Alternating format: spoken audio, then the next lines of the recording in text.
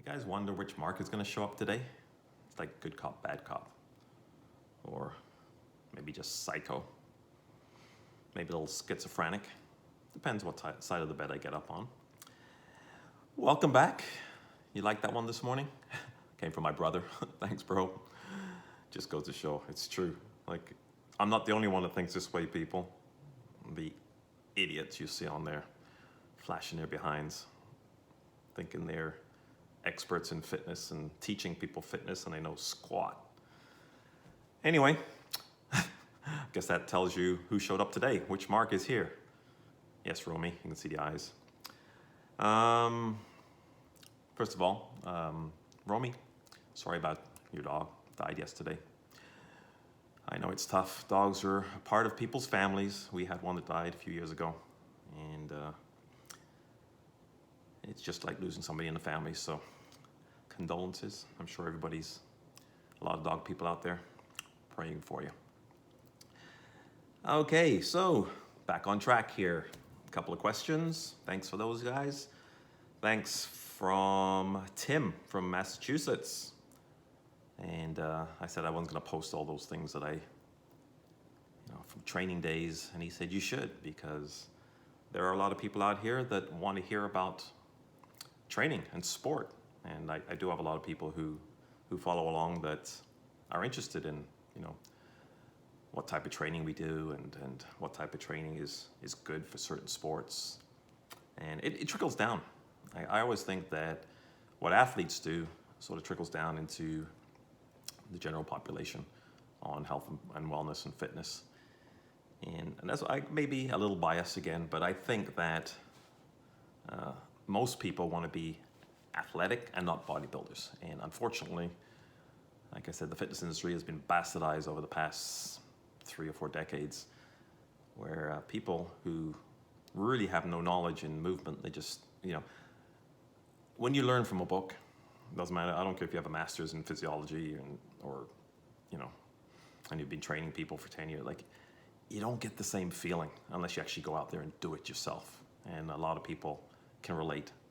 And I don't mean you have to win the Olympics. I just mean, I've said this a million times. Parents, put your kids into sports, because there are things you can learn in sports that you just can't learn in a classroom. A lot of stuff we learn in the classroom these days, I'm telling you. Arlene put a great post this morning on parallelograms or something. Like, really going to come in helpful that, parallelogram time of year that comes around. Why don't they start to incorporate some stuff in classrooms that's more relevant to people's lives, like health? I was listening to a speaker this morning, Tim Spector. He's a professor of epidemiology at King's College in London, and he's written a couple of books, which I'm looking to go into now, because again, more and more of these medical professionals, professors, and people who are teaching this stuff are professing this. And apparently these guys have been around for 10 years now, but I'm just finding them and just saying stupid, like, people ask me all the time, like, okay, so what shall I snack on, or what should I give my kids to snack on? 30 years ago, there were no snacks. You don't need a snack. If you can't go from meal to meal without putting something in your face, then you don't deserve to be healthy. You don't deserve to be fit. We don't need snacks, people. And, again, going back to what they teach in school, and teachers giving their kids, like, the kids just came to school. They had breakfast at 8 o'clock, and at 10 o'clock, you're giving them a snack. And they think, and this comes from him, that if the blood sugar crashes, they go bananas and they're bouncing off the walls. Studies actually prove it's the opposite. It's when you give them these snacks, they go bouncing off the walls. Plus, no offense, but just like I said with doctors, don't hold teachers up on a pedestal. Like, there are some great teachers out there, but like in any industry, there are like 5% who are really good and care about the kids, and the rest of them, seriously, I've seen them. Everybody's struggling right now in this day and age. Everybody's losing their jobs, and everybody's at home, can't work. And teachers who are at home in their pajamas teaching on Zoom are getting full pay. Like, how's that fair? Anyway, I guess I'm a little bit of good cop, bad cop today. More bad than good. I got a thing about teachers as well, trust me. So yeah, they don't need snacks. People don't need snacks. And speaking of, my family's chiming back in again. Big sis, thank you. She calls me up yesterday and she goes, I was watching this thing on YouTube. Can you check this out? And I knew exactly who she was talking about before she even told me.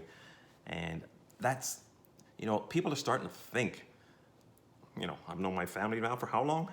And I've never really gotten into health and fitness. They knew I was into it. I go for family gatherings and I was the crazy one eating rabbit food. And now they're starting to think about what they eat, which is great. And you know what she said? I listened to this guy and I felt good. She goes, I got that dopamine rush. I love you. Which is true though. You start learning things that are interesting to you now, and it's like, okay, that makes sense, and it's for my health, and you just keep getting these little rushes of dopamine to make you feel, it makes you more motivated to continue being healthy. So I'm glad this is filtering down to not just my family, but a lot of people are out here asking questions. It's really good to see. I had another question. I won't mention who it was. I promised I wouldn't, but they're talking about, you know what? I did a 1-day fast, a 24-hour fast, but people think I'm crazy, so don't tell anybody. Well, you know what? That's not crazy. Everybody else is crazy. 24-hour fast, if you can do it, heals the body like it's proven. Heal the body like no medications can ever do. If you're capable, most people aren't, of doing that, means you're starting to eat properly, means you're burning fat for fuel, and you don't need to eat. I'm not saying, again, not a doctor, this is coming from doctors, that you need to, be that extreme.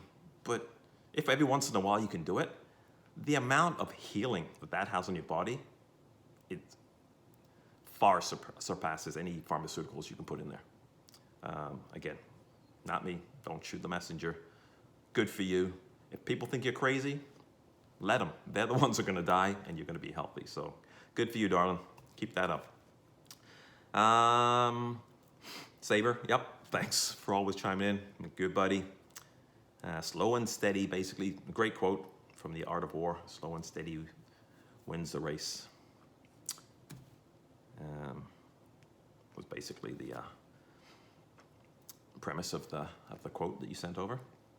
And another Tim, not Tim from Massachusetts, but another Tim, asked, what about changing up workouts, confusing the body? Like, okay, I get it. I remember back in the day with muscle confusion, all these workouts. Listen, the body is smarter than we will ever be, okay? All the experts out there, all the pharmaceutical companies who's trying to, give you drugs to fix problems and change things, and the body's smarter than the smartest supercomputer out on the market, okay? You can't confuse the body. The body knows exactly what it wants. You can just treat the body right. If you just coax it along, do what it's asking, do what it wants, give it what it wants, it will treat you right, okay? You cannot outsmart the body. As far as working out, again, everybody's a little bit different, but Tim he's a gym person, loves to work out. You might have the discipline and motivation to, push your workouts off until later on in the evening because you just like to get in the gym, but most people aren't. Even athletes, most athletes, trust me, like get up, get it done because you're more motivated in the morning. You have more energy in the morning. So I always do the exact opposite. Rather than change things up all the time, I'll do the same thing forever. I'm doing the same things now as I was doing when I was in high school or before. Treat the body right, let it know listen to it, give it what it wants, and it will treat you right. Back to my book I was reading last night still, The Art of the Impossible. And this guy is interviewing and researching all the guys who are successful in everything and their motivation and what keeps them going. And mastery and releasing of dopamine and your motivation to keep going is when you can do something well. And if you're changing from thing to thing, you'll never get good at anything, and you don't feel great because you haven't mastered anything. Stick at one thing, one routine, get really good at it. You'll master it. You'll be more motivated because you're good at something, and that's how athletes work. And if it works for athletes, why can't it work for everybody? So Bruce Lee said, "Do not fear the man with 10,000 kicks. Fear the man who masters one kick 10,000 times." You gotta do, it's repetition. That's what gives you mastery, makes you feel good, what gives you motivation. So don't try to change things around. I mean, I wouldn't. I haven't. That would be my advice. That's just one man's opinion, but just slow and steady wins the race, right, Saber? Keep plugging away, and we will see you back here tomorrow. Have a great weekend, everybody.